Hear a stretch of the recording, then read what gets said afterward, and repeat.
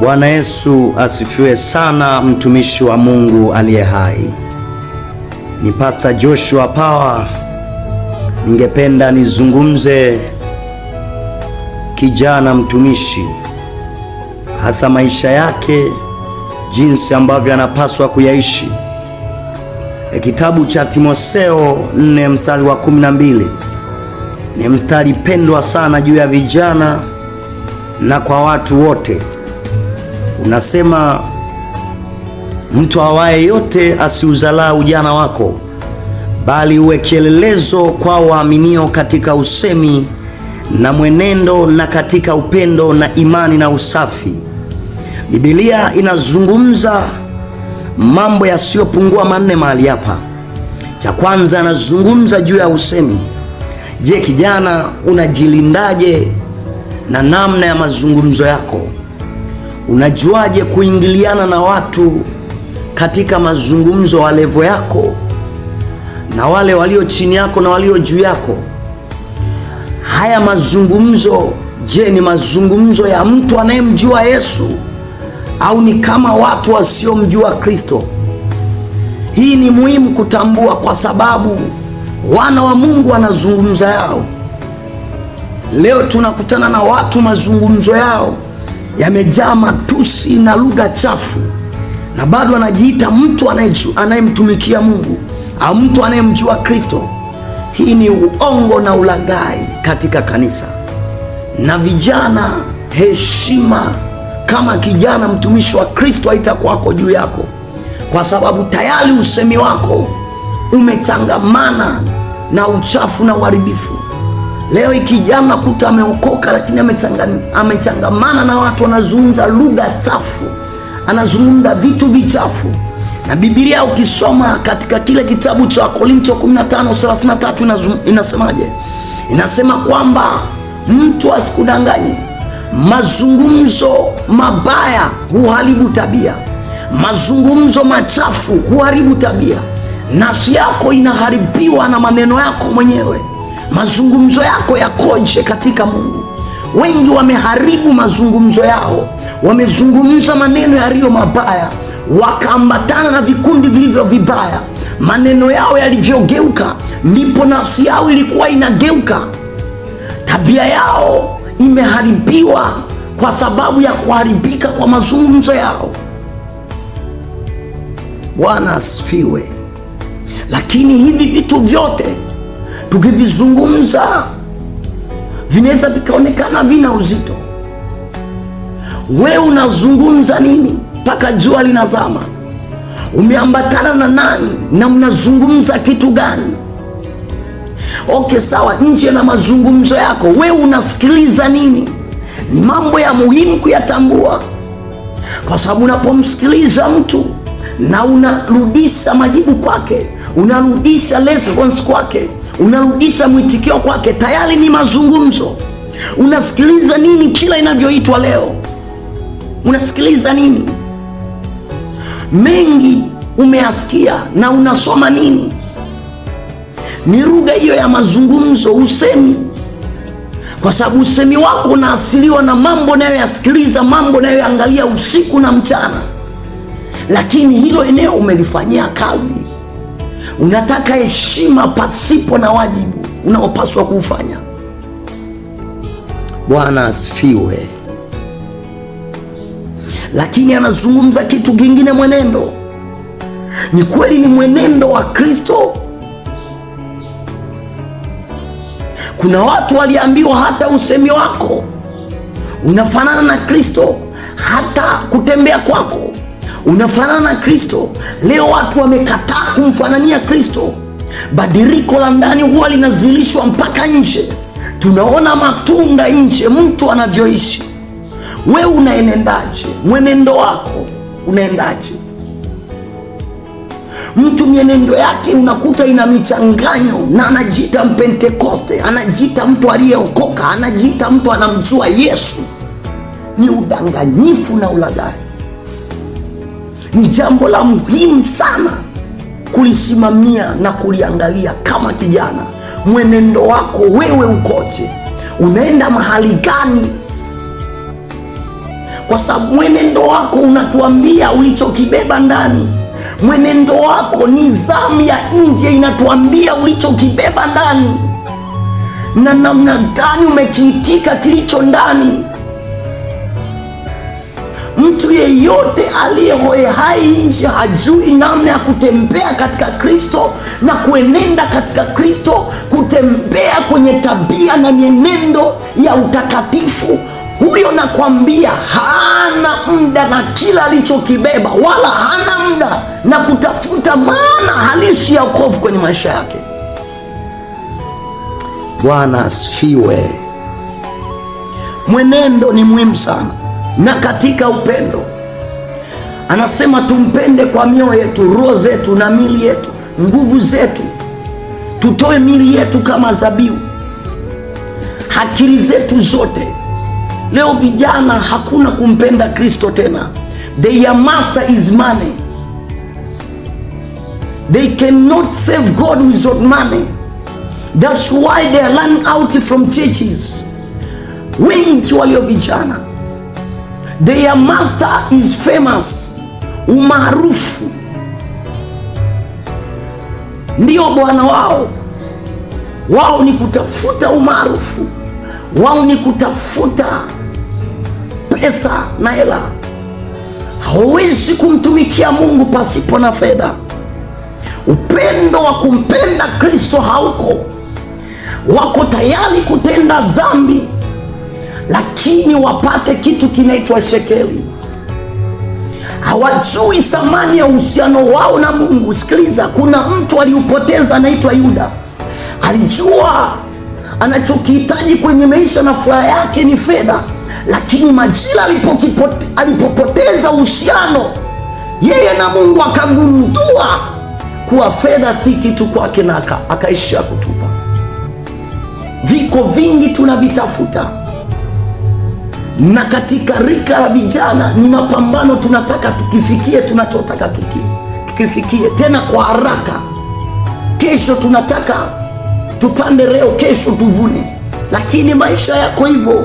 Maisha ni mchakato na kumkubali Kristo, kukaa chini.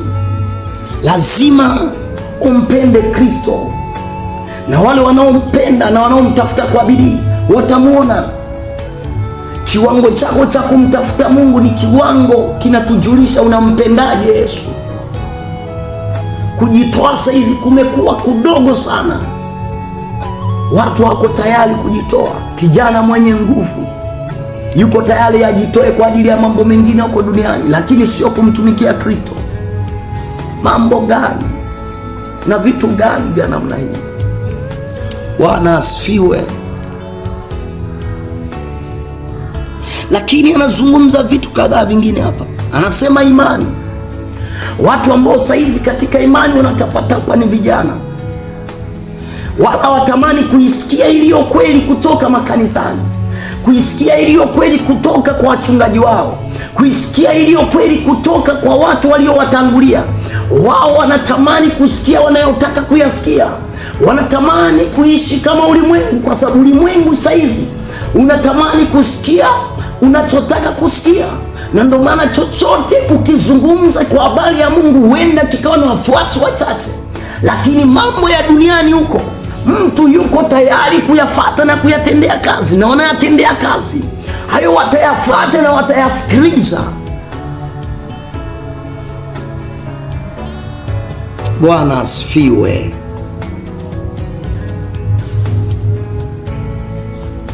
Wewe imani yako iko wapi? Ngoja nikwambie, imani inajengwa na maarifa na fundisho.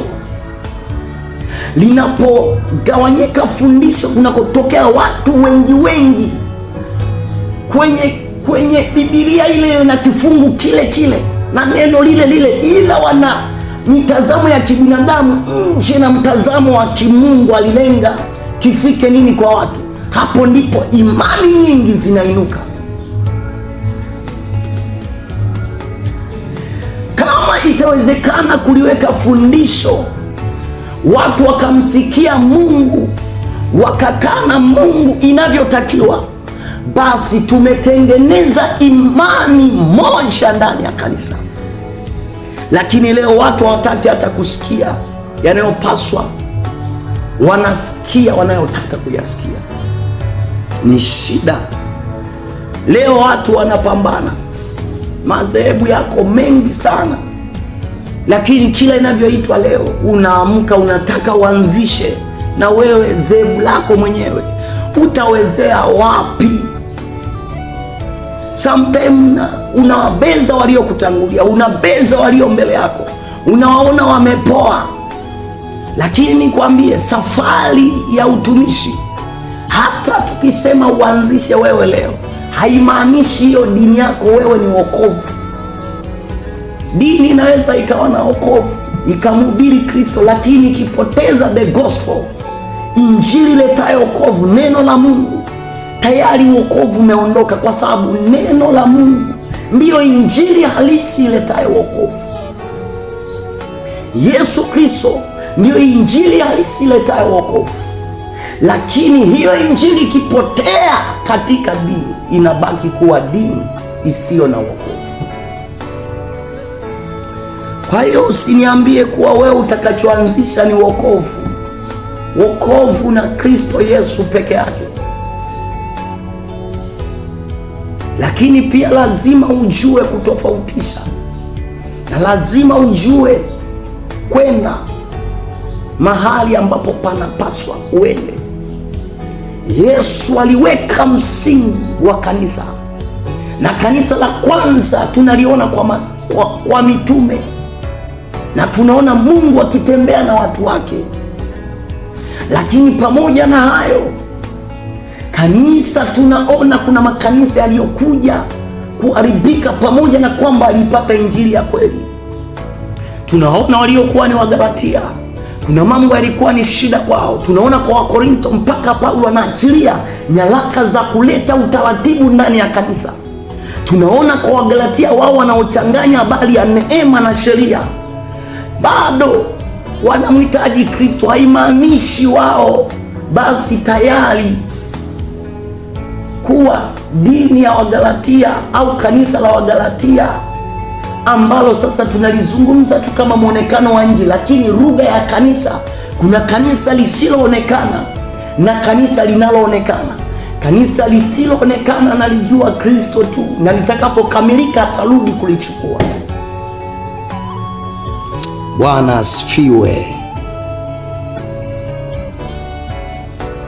Kwa nini nazungumza yote haya? Lazima uelewe, watu wanatamani kufanya ya kwao tu katika imani, wanatamani kutembea na matakwa yao, lakini hakuna maana ya kutembea na hayo matakwa yako. Hakuna maana. Kaa na Mungu, msikilize Mungu. Acha haraka na papala. Hii ni safari. Hiki sio kitu cha dharura cha muda mfupi, ni safari. Na ni safari inahitaji kujipangilia, kukaa chini, sio tu kukurupuka. Sasa ukiangalia pia hapa anazungumza, anasema usafi, utakatifu. Leo kati ya makundi yanaongoza kwa kufanya uchafu. Ni kweli uchafu uko duniani, lakini vijana anajiita ameokoka. Mzinzi yeye mwenyewe, mtukanaji yeye mwenyewe, muongo yeye mwenyewe, ndio kwanza mwonekano wake wa nje ni dunia, na bado anakataa, anasema unajua vitu vingi vya kujitetea. Na isitokee kwamba amempata na mwalimu wake yuko namna hiyo, anachomokea huko, hataki kusikiliza kinachotakiwa. Jamani, haleluya! Ni hali ambayo haitakiwi. Usafi ni muhimu na utaua. Hakuna atakayeiona mbingu bila utakatifu. Asikudanganya awaye yoyote. Najua ni lugha ambayo huisikii mara kwa mara, lakini nakwambia wazinzi hawataingia mbinguni. Vijana wengi sana wamekamatwa na uzinzi. Wao ni kushinda mitandaoni, Facebook na sehemu zingine, wanaangalia tu vitu vichafu, hawana jipya. Na anataka awe mtumishi, na wakati mwingine anajiita minister. Levi, sijui Evi. Nakwambia hayo majina hayana maana kama hutatembea na Kristo. Mungu akubariki sana mtumishi wa Mungu, na nikutakia wakati mwema. Asante. Ni mchungaji Joshua Power. Karibu sana.